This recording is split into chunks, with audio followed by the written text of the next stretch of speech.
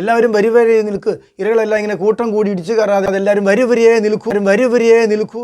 Election കഴിഞ്ഞതോടെ തണുത്ത് കിടന്നിരുന്ന കേരള രാഷ്ട്രീയം വീണ്ടും ചൂട് പിടിച്ചിട്ടുണ്ട്. രാഷ്ട്രീയത്തിലൊന്നും ഒരു താല്പര്യമില്ലാത്തവരൊക്കെയാണ് ഇപ്പോൾ രാഷ്ട്രീയ വിഷയം തന്നെയാണ് എപ്പോഴും. രംഗം അങ്ങ് കൊഴുത്തു. ഇനിയിപ്പം തെറ്റ് ശരിയൊന്നും നോക്കാനില്ല. രാഹുൽ യൂത്ത് കോൺഗ്രസ് പ്രസിഡന്റ് സ്ഥാനം രാജിവെച്ച സ്ഥിതിക്ക് ഇനി MLA സ്ഥാനം കൂടി രാജിവെച്ചിട്ട് അൻവർ MLA സ്ഥാനം രാജിവെച്ച് പുതിയ രാഷ്ട്രീയ പാർട്ടി ഉണ്ടാക്കിയ പോലെ രാഹുൽ ഒരു പുതിയ രാഷ്ട്രീയ പാർട്ടിയും ഉണ്ടാക്കണം. രാഹുലിനെ പറ്റി ഒത്തിരി പേരെ നമുക്ക് കിട്ടുന്നേ. ഇന്ന് രാഷ്ട്രീയത്തിൽ ഏറ്റവും ഭൂരിപക്ഷം ഇങ്ങനെയുള്ളവർക്കാണ്, രാഹുലിൻ്റെ കൂട്ടുകാർക്കാണ്.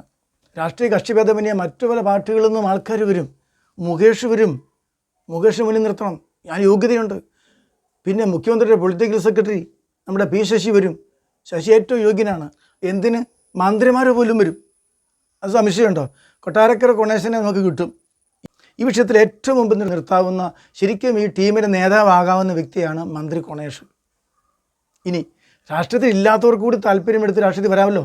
നടൻ സിദ്ദിഖ് രംഗത്തിറങ്ങും. ഇങ്ങനെ ഒരു രാഷ്ട്രീയ പാർട്ടി രൂപീകരിച്ചാൽ ഉറപ്പായിട്ടും നടൻ സിദ്ദിഖ് സജീവ രാഷ്ട്രീയത്തിൽ ഇറങ്ങും, ഉറപ്പാണ്. ഒത്തിരിയേറെ യൂത്ത് പെൺകുട്ടികളുണ്ട്, ഒത്തിരി പേര് പെൺകുട്ടികളും കിട്ടുന്നേ. പരാതിപ്പെടാനുള്ള അവകാശമൊക്കെ നിഷേധിച്ചുകൊണ്ട് ഒരിക്കലും പരാതിപ്പെടുകയില്ല, ഒരു കാര്യത്തിലും പരാതിപ്പെടുകയില്ല. കൊടുത്താൽ സഹകരിക്കാവുന്നവർ സഹകരിച്ചാൽ മതിയെന്നേ. സഹകരിക്കാൻ കഴിയുന്ന ഒത്തിരി പെണ്ണുങ്ങൾ യൂത്തിലുമുണ്ട്, പല പാർട്ടികളിലും ഉണ്ടെന്നേ. അപ്പോൾ അതിന് പരാതികളൊന്നും ഇല്ലാതിരിക്കാൻ മുൻകൂട്ടി തന്നെ ഒരു മെമ്പർഷിപ്പിൽ ഒരു നിബന്ധനയൊക്കെ വെക്കണം. ഇനിയിപ്പോൾ സിനിമാ മേഖലയിൽ ഹേമ കമ്മീഷനൊക്കെ വന്നതുപോലെ രാഷ്ട്രീയ മേഖല ഒരു ഹേമ കമ്മീഷൻ വരുമെന്ന് വിചാരിക്കേണ്ട. കാരണം രാഷ്ട്രീയക്കാരാണ് ഭരിക്കുന്നത്.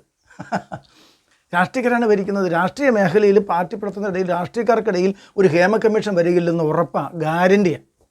അതുകൊണ്ട് സജീവമായിട്ട് പുതിയ പാർട്ടിയുടെ കാര്യങ്ങൾ തരട്ടെ. കേരള കോഴി പാർട്ടി വിജയിക്കട്ടെ, പച്ച പിടിക്കട്ടെ.